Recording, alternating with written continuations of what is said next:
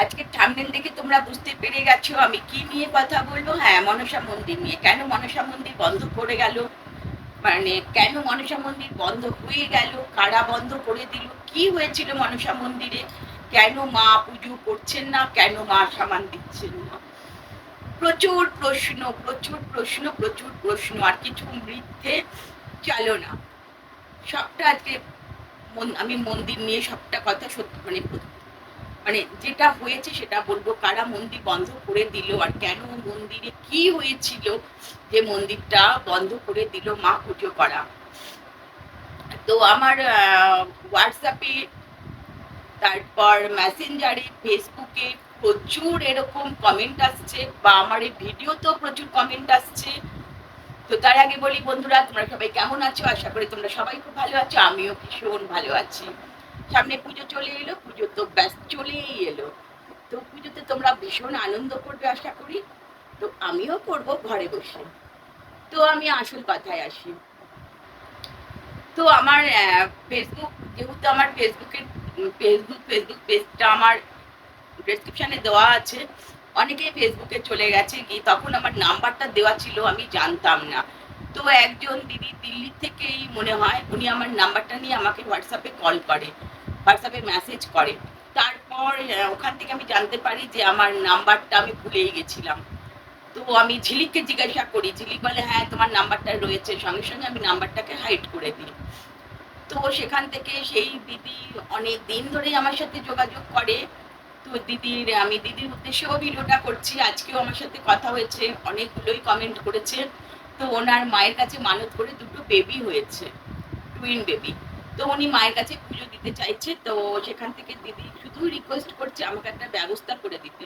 তো আমি দিদির উদ্দেশ্যে প্রথমেই বলবো, এখানে ব্যবস্থা করার আমার কিচ্ছু নেই।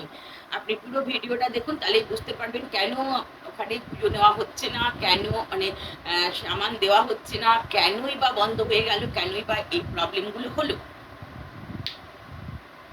তো সেখান থেকে মা পুজো নিচ্ছে না তা তো নয়, পুজো নিচ্ছে। সকাল থেকে বেলা 12টা অবধি পুজো নিচ্ছে। যাদের মনস্কামনা পূর্ণ হয়েছে তারা মায়ের কাছে পুজো দিতে যাচ্ছে। যারা সামান আগে নিয়েছে তারা ফেরত দিয়ে পুজো দিতে যাচ্ছে।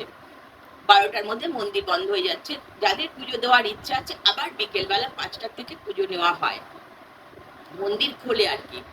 তার কারণ হচ্ছে মন্দিরে প্রচন্ড একটা ভিড় হচ্ছিল। আর তোমরা সবাই দেখেছো মন্দিরটা প্রচন্ডই ছোট, জায়গাটাও খুব ছোট।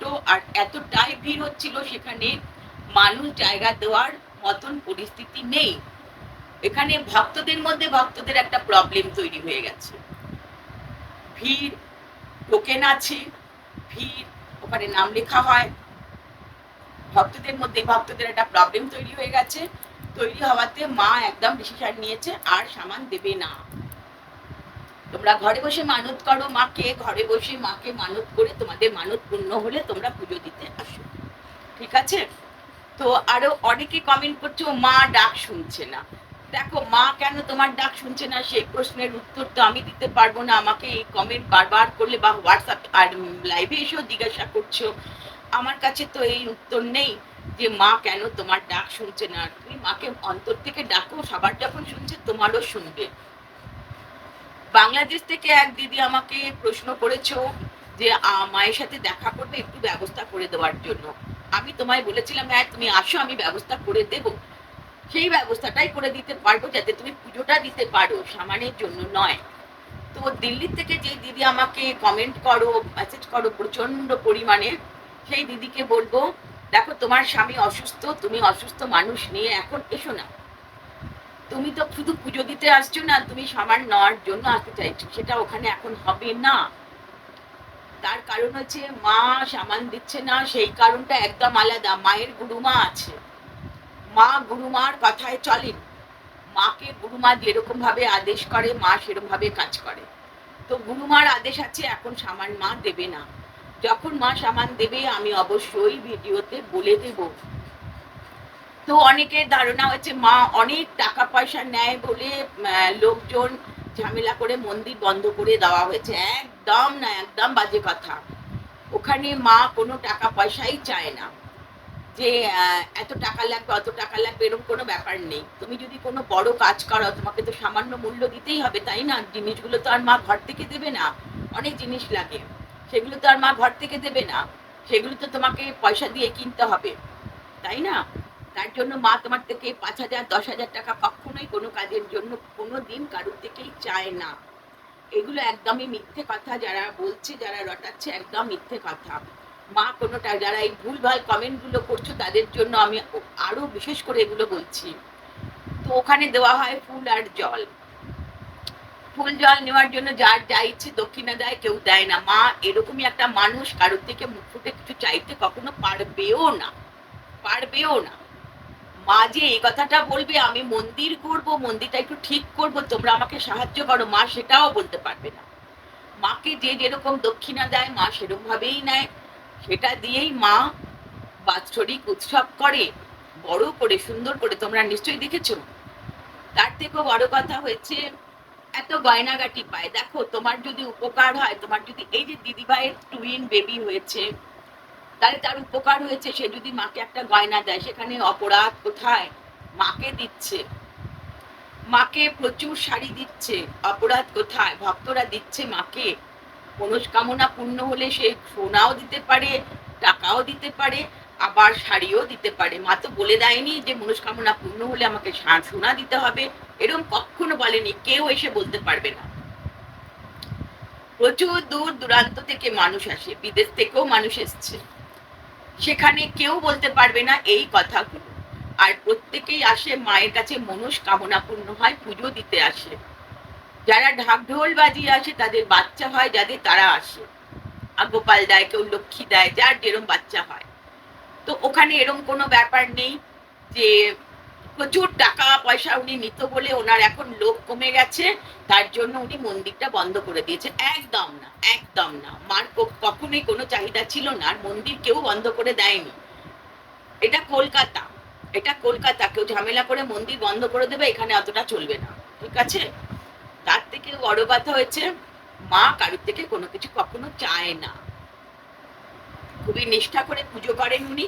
উনি সব সময় বলেন আমি অত নিয়ম কানুন করে পুজো করি না, ঘরোয়া পুজো যেরকম ভাবে মানুষ করে আমি ঘরোয়া পুজোর মতন পুজো করি। মা সবসময় বলে মন্ত্রতন্ত্র বলে মা পুজো করে না, সবাই যেরকম আমরা পুজো করি ঘন্টা নাড়াই আরতি করি, ঠিক মা ওরকম ভাবেই পুজোটা করে, ঠিক আছে? তো মায়ের মন্দিরের প্রথম থেকে ভুল হয়ে গেছে, মায়ের সামান ফেরত দিয়ে জিনিস দেওয়াটা না দেখানো। আমি মাকে অনেক আগেই বারণ করেছিলাম সোশ্যাল মিডিয়াতে সবকিছু আনবে না। আমি এই ভিডিওটার উদ্দেশ্যে আমি শুভকেও বলছি কোনো কিছু কে কি দিল না দিল সোশ্যাল মিডিয়াতে আনবে না। এটা সোশ্যাল মিডিয়া তো সবার তীক্ষ্ণ দৃষ্টি থাকে আর নজর থাকে। তো মা মঙ্গলা এই ভুলগুলো করেছিল বলে মঙ্গলাকেও পস্তাতে হয়েছে, মাকেও আমি বারণ করেছিলাম। তা মা দেখায় না সবকিছু, সবকিছু দেখালে তো সব হার্টফেল করে যাবে। মাও দেখায় না সবকিছু, তো কিছু কিছু জিনিস তো চোখে পড়ে যায়, ভিডিওতে ধরা পড়ে যায়। ওগুলো দেখেই মানুষ লাফাচ্ছে যে প্রচুর গয়না, প্রচুর গয়না দেয়, প্রচুর গয়না পরে। আরে পড়তেই পারে মন্দিরে, আমার যদি ভালো হয় আমি দেব না? আমার যদি মায়ের কাছে প্রার্থনা করে আমি যদি একটা 10 লাখ টাকার কাজ হয়, তাহলে আমার মাকে 1 লাখ টাকা দিতে দোষ কি আছে? আমি কিছু ভুল বলছি? তো সেখান থেকে বলবো তোমাদের প্রত্যেক, আজকে সকালবেলাও একজন একটা কমেন্ট করেছিল যে মনসা মন্দিরে পুজো করতে যেতে চাই, ভিডিওতেই পুজো করতে যেতে চাই, দিদিভাই একটু ব্যবস্থা করে দাও। আমি তোমার পুজোর ব্যবস্থাটা করে দিতে পারবো, যে তোমার পুজোটা যেন নেওয়া হয়। বা তুমি যদি ওই সামান আনার জন্য বা কিছুর জন্য যাও, তাহলে আমি বলবো ওই ক্ষমতা আমার নেই। তার কারণ মা গুরু মায়ের মতে চলে, মাকে গুরু মা যেরম আদেশ করে সেরম আদেশে মা চলে। আর আমারও মনে হয় এটাই, যারা যাদের গুরুদেব আছে, যাদের গুরুমা আছে, তাদের মতেই চলা উচিত। সেখান থেকে আমার এটুকুই বলার ছিল। তো প্রচুর কমেন্ট, এত কমেন্ট ধরে ধরে উত্তর দেওয়ার ক্ষমতা আমার নেই। তো দিদি ভাইয়ের কমেন্ট গুলো পড়ার পর আমার মনে হলো বলা উচিত। তো দিদি ভাই বারবার বলছে আমি সামান নেব, আমি পুজো দেব, কিন্তু পুজো দেওয়া হবে দিদি ভাই, কিন্তু সামান দেওয়া হবে না এখন। যখন সময় হবে মা আদেশ পাবে অবশ্যই বলবো, অবশ্যই আপনি যাবেন। আপনি অত অত দূর থেকে আপনি আপনার হাজবেন্ডকে নিয়ে আসবেন, আপনার হাজবেন্ডের স্ট্রোক হয়েছে, তো সেখান থেকে ওই মানুষটাকে এনে আপনি কোথায় রাখবেন? হোটেলে রাখবেন, হোটেলটাও অনেকটা দূর, অনেকটা দূর। হোটেল থেকে মায়ের কাছে আসতে আপনার অনেকটা দেরি হয়ে যাবে। তো 12টার পর কিন্তু মা আপনার পুজোটা নেবে না। তার জন্য আমি আপনাকে রিকোয়েস্ট করব, আপনি যখন সবকিছু আবার ঠিকঠাক হবে, মা মনে করবে দেবো আমি সামান, তখন আপনি আসবেন। আপনি ঘরে বসে মাকে ডাকুন, মা আপনার ডাক শুনবে। তো আমি তাদের উদ্দেশ্যে বলবো, ভুলভাল কথাবার্তা না জেনে মানুষের সম্বন্ধে রটানোটা একদমই বাজে, একদম বাজে অপরাধ এটা। আর এটা মনসা মা জিভ টেনে ছিঁড়ে নিয়ে চলে আসবে। মনসা মা এটা জিভ টেনে ছিঁড়ে নিয়ে আসবে, উনি কোনো মিথ্যের প্রশ্রয় দেন না। তো সেখান থেকে এগুলো কোনো ব্যাপার না। কেউ মন্দির বন্ধ করে দিয়েছে, ওখানে গন্ডগোল হয়েছে, ওখানে অনেক টাকা পয়সা নেওয়া হয়, ওখানে অনেক সোনা দানা পড়ে বলে এসব হয়েছে, একদম ফালতু কথা, একদমই নয়।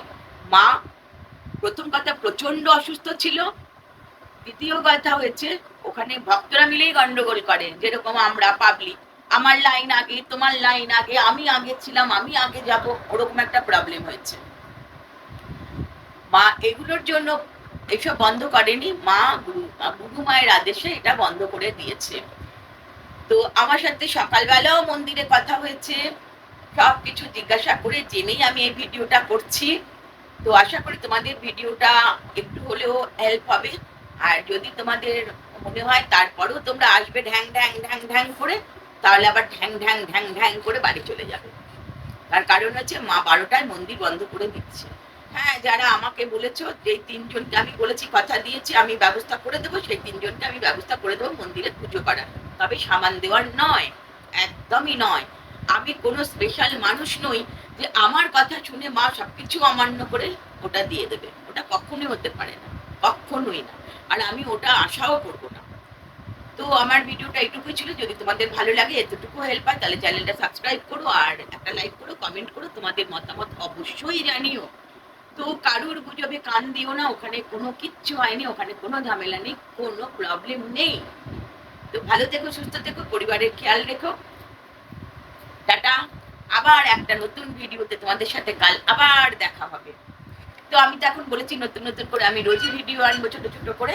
তো তোমাদের সাথে এখন রোজ আমাদের দেখা হবে। টাটা। আমাদের না, আমার।